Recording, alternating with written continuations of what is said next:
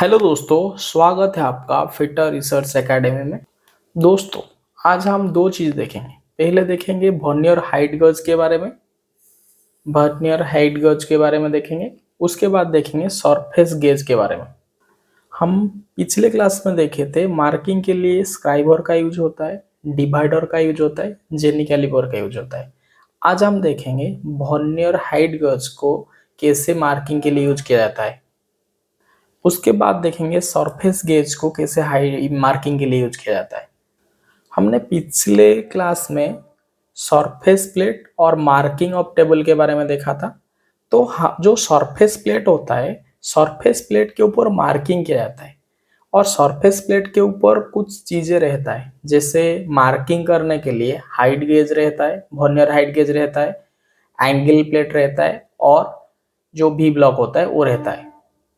अगर आप आईटीआई किए होंगे, क्लास में आप वर्कशॉप में देखे होंगे कि जो हमारा सरफेस प्लेट होता है इसके ऊपर जनरली ये तीनों चीज रखा जाता है। एक तो vernier height gauge, angle plate और वी ब्लॉक। तो जो वर्नियर हाइट गेज है ये हमेशा यूज होता है सरफेस प्लेट के ऊपर। ठीक है, ये वर्नियर हाइट गेज एक प्रिसिशन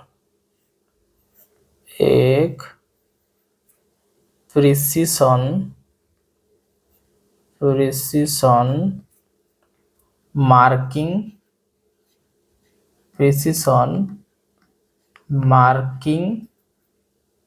एंड मेजरिंग टूल्स होता है।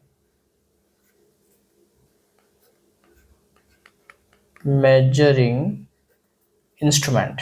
ठीक है, तो वर्नियर हाइट गेज एक प्रिसिशन मेजरिंग या मार्किंग इंस्ट्रूमेंट। मेजरिंग या मार्किंग इसीलिए क्यों क्यों बोले कि मार्किंग इसीलिए कि ये मार्किंग के लिए भी यूज होता है और मेजरिंग के लिए भी यूज होता है। तो वर्नियर हाइट गेज मार्किंग के लिए भी यूज होता है और मेजरिंग के लिए भी यूज होता है, इसीलिए इसको marking and measuring tools instrument बोला जाता है। इसका यूजेस देखेंगे। ये जो वर्नियर हाइट गेज है ये सरफेस प्लेट के ऊपर यूज किया जाता है। तो ये जो वर्नियर हाइट गेज है सरफेस प्लेट के ऊपर क्या करता है ना, पैरेलल लाइन ड्रॉ करता है बेस को रेफरेंस लेके। ठीक है, तो बेस को आधार लेके वर्नियर हाइट गेज क्या करता है, पैरेलल लाइन ड्रॉ करता है। ये तो मार्किंग के लिए यूज होता है। क्या करता है, मार्क पैरेलल लाइंस।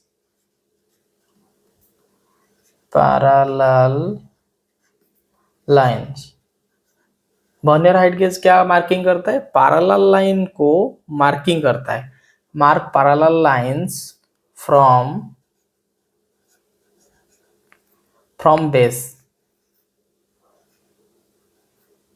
मतलब ये जो सरफेस प्लेट है, तो सरफेस प्लेट को आधार लेके वो मार्क वर्नियर हाइट गेज क्या करता है, पैरेलल लाइन ड्रॉ करता है। और इसका क्या काम है, ये यूज होता है मेजरिंग करने के लिए। मार्किंग कैसा करता है ना, पैरेलल लाइन मार्क करता है। मेजरिंग क्या करता है, ये मेजर करता है, वर्टिकल हाइट को मेजर करता है। तो ये वर्नियर हाइट गेज यूज होता है फॉर मेजरिंग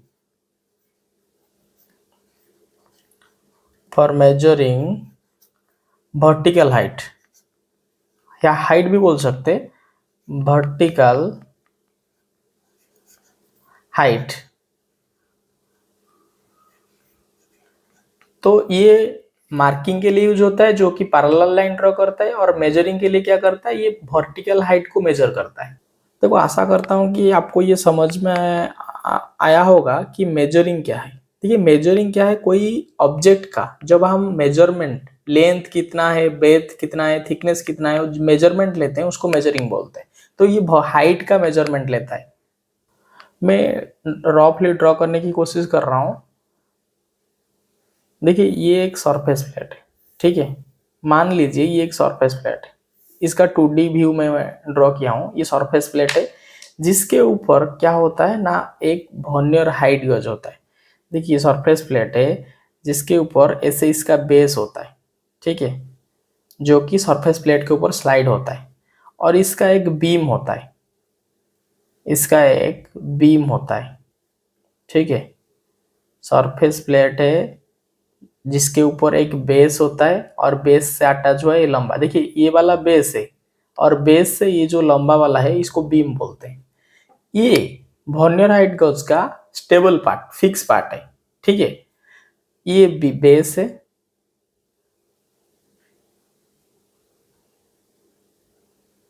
ये बीम है, ठीक है। ये स्टेबल पार्ट है, इसके ऊपर एक पार्ट मूवमेंट करता है, स्लाइड करता है, ठीक है। एक पार्ट मूवमेंट या स्लाइड करता है। देखिए जो ब्लैक में मैं ड्रॉ कर रहा हूं इसको बोलते हैं वर्नियर स्लाइड, इसको बोलते हैं वर्नियर स्लाइड, ठीक है। इसको बोलते हैं वर्नियर स्लाइड। इसमें एक एक नॉट होता है, लॉकिंग नॉट होता है। तो मेन स्केल जो बीम होता है, बीम के ऊपर स्केल होता है जिसको बोलते हैं मेन स्केल डिवीजन, एमएसडी। तो बीम के ऊपर मेन स्केल डिवीजन होता है और ये जो स्लाइड करता है, ये जो जो ब्लैक कलर का पार्ट है ना, ये बीम के ऊपर ऐसे ऊपर नीचे से अप डाउन स्लाइड करता है, ठीक है। तो इसको बोलते हैं वर्नियर स्लाइड, वर्नियर स्लाइड बोलते हैं, जिसमें वर्नियर स्केल डिवीजन होता है, वीएसडी होता है, ठीक है। ये जो वर्नियर स्लाइड जो ब्लैक कलर का है इसमें एक स्क्राइबर लगा होता है, ठीक है।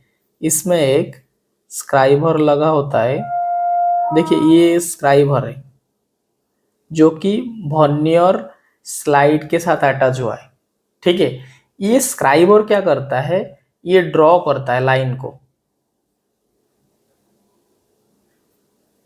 स्क्राइबर। और ये स्क्राइबर इसको ऑफसेट स्क्राइबर बोलते हैं। स्क्राइबर पढ़ाने के टाइम में बोला था एक ऑफसेट स्क्राइबर है जो वर्नियर हाइट गॉज के साथ यूज होता है, ये वही ऑफसेट स्क्राइबर है, ठीक है। इसमें दो स्क्राइबर यूज होता है, एक तो स्ट्रेट स्क्राइबर है, एक तो ऑफसेट स्क्राइबर है। ऑफसेट स्क्राइबर क्या है, देखिए इसमें भी जो वर्नियर स्लाइड है इसमें भी एक ग्रेजुएशन होता है जिसको वीएसटी बोलते हैं।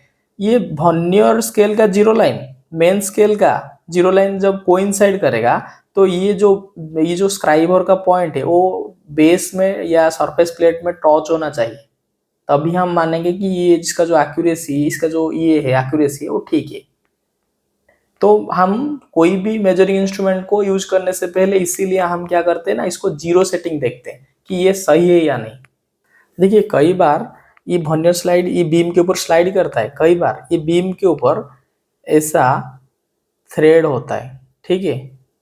और ये जो वर्नियर स्लाइड है इसके ऊपर एक गियर होता है, एक गियर होता है, ठीक है। तो ये गियर क्या करता है, ये जो जो रेक है इसके ऊपर मूवमेंट करता है। ये पिनियन रैक, ये रेक है, लंबा लंबा सा रेक है, इसको पिनियन बोलते हैं। ये जब इसे घूमेगा ये ऊपर जाएगा और ये क्लॉकवाइज घूमने से ये नीचे आएगा। तो ये कभी कभी रैक एंड पिनियन मैकेनिज्म, कभी कभी स्लाइडिंग मैकेनिज्म होता है। तो ये जो वर्नियर हाइट गॉज है इसका मेन काम है, ये क्या करता है, इसको एक्सटेंड करते हैं हम सरफेस प्लेट को, यहाँ एक जॉब रखेंगे, ठीक है। यहाँ क्या रखेंगे, एक जॉब रखेंगे। जॉब को डाटम लाइन जीरो है, जो भी मेजरमेंट लिया जाएगा यहीं से लेगा, और ये जीरो है, यहाँ से जितना ऊपर ऊपर जाएगा उस वो मेजरमेंट बढ़ता हुआ जाएगा, ठीक है। जब हम 5 mm का कोई लाइन, 10 mm में कोई लाइन सेट करेंगे तो फिर ये वर्नियर स्लेट से यहाँ से 10 सेट करेंगे और यहाँ एक लाइन ड्रॉ करेंगे हम। और ये तो मेजर मार्किंग था। मेजरिंग कैसे करेंगे, ये स्क्राइबिंग पॉइंट को यहाँ रखेंगे, देखेंगे यहाँ कितना रीडिंग दिखा रहा है स्केल में, उसी हिसाब से मार्क मेजरिंग होता है। तो मार्किंग और मेजरिंग ये दोनों वर्नियर हाइट गॉज से होता है। आशा करता हूँ कि आपको थोड़ा आइडिया आया होगा कि वर्नियर हाइट गॉज क्या है, वो क्या काम करता है, उसका फंक्शन कैसे होता है। देखिए कोई भी जो इंस्ट्रूमेंट मेजरिंग टूल्स होता है उसका जो मिनिमम मेजरमेंट, हम एक स्टील रूल है, देखिए ये एक स्टील रूल है, देखिए ये एक स्टील रूल है, यहाँ से जीरो है, देखिए ये पूरा स्टार्टिंग से जीरो है, इस जीरो के पास एक छोटा सा लाइन है, ये इसका मिनिमम मेजरमेंट है। मतलब सबसे जो मिनिमम मेजरमेंट स्टिल रूल कर सकता है, ये जीरो लाइन के पास जो छोटा लाइन है उसी का डिस्टेंस को मिनिमम मेजरमेंट बोलते हैं। और ये इसका जो जीरो लाइन से पहला वाला जो डेविएशन है, इसका जो डिस्टेंस है वो 0.5 mm है। ठीक है, तो जो इंस्ट्रूमेंट, जो मेजरिंग टूल्स मिनिमम मेजरमेंट जितना करता है उसका लीस्ट काउंट उसको बोलते हैं। सपोज अगर मैं जो हमारा वर्नियर हाइट गज है इसका लिस्ट काउंट है, मैं लिखता हूँ, देखिए ये इंपॉर्टेंट है, वर्नियर हाइट गज का लिस्ट काउंट। ठीक है, लिस्ट काउंट, देखिए ये इंपॉर्टेंट है, जो भी मैं रेड कलर में दिखता हूँ वो बहुत इंपॉर्टेंट है। तो वर्नियर हाइट गज का लिस्ट काउंट 0.02 mm है। देखिए वर्नियर कैलिपर का, सॉरी वर्नियर हाइट गज, ये वर्नियर हाइट गज का लिस्ट काउंट 0.02 mm है।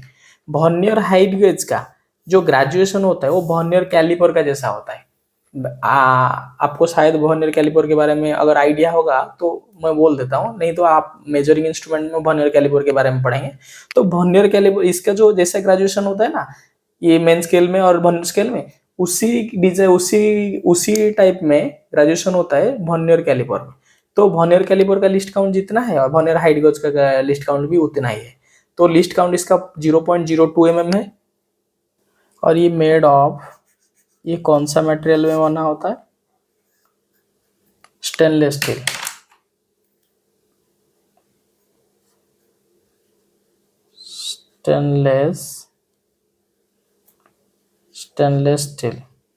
स्टेनलेस स्टील से ये बना होता है।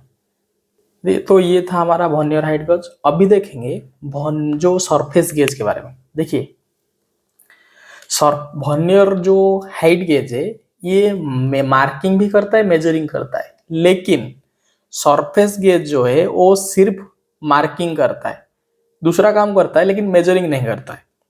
ये मार्किंग करता है और सेंटरिंग करता है। सेंटरिंग मतलब कोई सिलिंड्रिकल जॉब जब लेथ का फोर्जो चौक में सेट होगा तो उसको सेंटरिंग करना पड़ता है, और उसी सेंटरिंग को किसके मदद से किया जाता है ना, सरफेस गेज की मदद से किया जाता है। तो ये जो सरफेस गेज है ये मार्किंग करता है और सेंटरिंग करता है। तो देखिए सरफेस गेज कैसा है।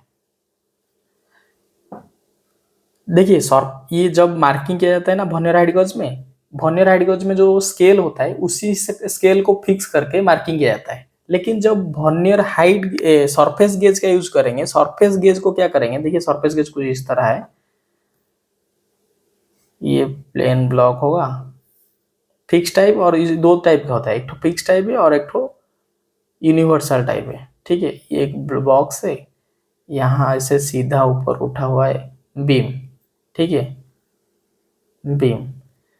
बीम के ऊपर देखिए ये बेस है, बेस के ऊपर स्पिंडल है। ठीक है, स्पिंडल के ऊपर ऐसा, स्पिंडल के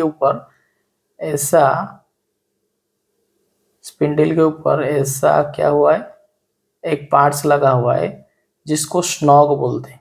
जिसको स्नॉग बोलते हैं, और स्नॉग में एक स्क्रू होता है। और इसी स्नॉग में क्या होता है ना, इसी स्नॉग में एक स्क्राइबर होता है। ठीक है, जो एक तरफ से स्ट्रेट होता है और एक तरफ से बेंड होता है। इसको क्या किया जाता है, इसको भी सरफेस प्लेट के ऊपर यूज किया जाता है। ठीक है, पहले जहां आपको जो सरफेस गेज है वो यूज वही होता है जहां आप वर्नियर हाइट गेज का अवेलेबल नहीं होता है। नहीं तो ये बहुत एक्यूरेसी है, ये उतना एक्यूरेसी नहीं होगा मार्किंग के लिए। लेकिन जब वर्नियर हाइट गेज अवेलेबल नहीं होगा या कि इतना एक्यूरेसी जरूरत नहीं होगा तो फिर वर्नियर सरफेस गेज के साथ आपका मेजरमेंट करना पड़ेगा। वर्नियर हाइट गेज को जब आप वर्नियर हाइट गेज के साथ मार्किंग करेंगे तो पहले क्या करेंगे, पहले इसे स्केल लेंगे, सरफेस प्लेट के ऊपर रखेंगे, इसको जितना हाइट में सेट करना है उसको इस स्नॉक के मदद से, और स्नॉक क्या करता है, स्क्राइबर को ऊपर नीचे करता है। जितना आपको हाइट जरूरत है स्नॉक उतना तक रख के स्क्राइबर को सेट करेंगे। स्केल की मदद से स्क्राइबर को पहले सेट करेंगे, उसके बाद क्या करेंगे, उसके बाद जॉब ऐसा रहेगा, और ये स्क्राइबर क्या करेगा, ऐसे मार्किंग करेगा। ये पैरेलल लाइन ड्रॉ करता है, देखिए ये भी पैरेलल लाइन ड्रॉ करता था और ये भी पैरेलल लाइन ड्रॉ करता है, लेकिन इसमें स्केल है इसीलिए एक्यूरेसी ज्यादा है, इसमें स्केल नहीं, इसमें स्केल नहीं इसीलिए एक्स्ट्रा स्टील रूल की मदद से इसको स्टेज सेट किया जाता है, उसके बाद उसके ऊपर मार्किंग किया जाता है जॉब के ऊपर। देखिए मैं यही लिख देता हूं सरफेस गेज को, सरफेस गेज। देखिए मैं जो वीडियो बनाता ना वो ज़्यादा से ज़्यादा 40-50 मिनट का हो सकता है, इसीलिए कई बार छोटा छोटा पार्ट्स में करना पड़ता है। देखिए जो सरफेस गेज है इसको और भी कुछ बोला जाता है नाम से, ऑल्सो नोन आज ये जो सरफेस गेज है इसको ऑल्सो नोन आज क्या बोलते हैं, इसको स्क्राइबिंग ब्लॉक बोलते हैं। इसको क्या बोलते हैं, स्क्राइबिंग ब्लॉक बोलते हैं। ये इंपॉर्टेंट चीज है स्क्राइबिंग ब्लॉक, ठीक है। ये स्क्राइबिंग ब्लॉक या मार्किंग ब्लॉक भी बोल सकते हैं। इसका जो एक्यूरेसी है कम है वर्नियर हाइट गेज से, लेकिन वर्नियर हाइट गेज जैसे मार्किंग करता है ये उसी तरह मार्किंग करता है, पैरेलल लाइन ड्रॉ करता है। इसमें इंपॉर्टेंट वही दोनों दो तीन पॉइंट है। इसको स्क्राइबिंग ब्लॉक या मार्किंग ब्लॉक भी बोलते हैं, मार्किंग ब्लॉक, ठीक है। देखिए दो तरह का सरफेस गेज है, क्वेश्चन ना वो यूनिवर्सल जो इसको एक्सटेंड करते हैं। देखिए ये सरफेस प्लेट है, सरफेस प्लेट के ऊपर ये जो मैं बनाया इसको स्नॉग बोलते हैं। इसको क्या बोलते हैं, स्नॉग बोलते हैं, SNUG, स्नॉग बोलते हैं। और ये स्क्राइबर है, स्क्राइबर है, ठीक है। और ये स्पिंडल है,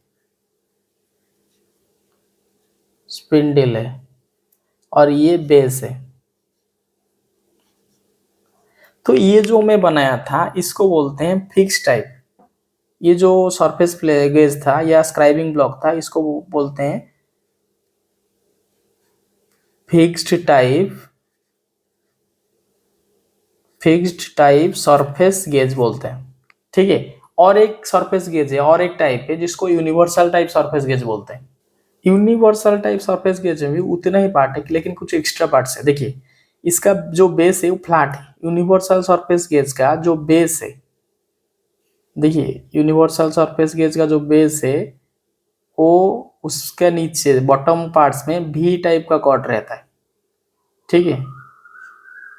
ये सब भी रहेगा, वी टाइप का रहेगा। और इसके ऊपर इसके नीचे से दो ठो पिन रहता है, ऊपर रहता है नीचे भी रहता है, दो ठो पिन रहता है जिसको गाइड पिन बोलते हैं, ठीक है। और इसके ऊपर एक स्पिंडल रहता है, स्पिंडल बेस के साथ डायरेक्ट अटैच नहीं होता है। एक रॉकर आर्म रहता है, रॉकर आर्म के साथ क्या, रॉकर आर्म क्या करता है, स्पिंडल को, ये देखिए ये रॉकर आर्म क्या करता है, स्पिंडल को बेस के साथ अटैच करता है। और ये रॉकर आर्म के ऊपर एक फाइन एडजस्टिंग स्क्रू होता है, ठीक है। और ये इसमें इसके ऊपर एक स्नॉग होता है, स्नॉग होता है जिसमें क्या होता है ना, जिसमें एक स्क्राइबर होता है,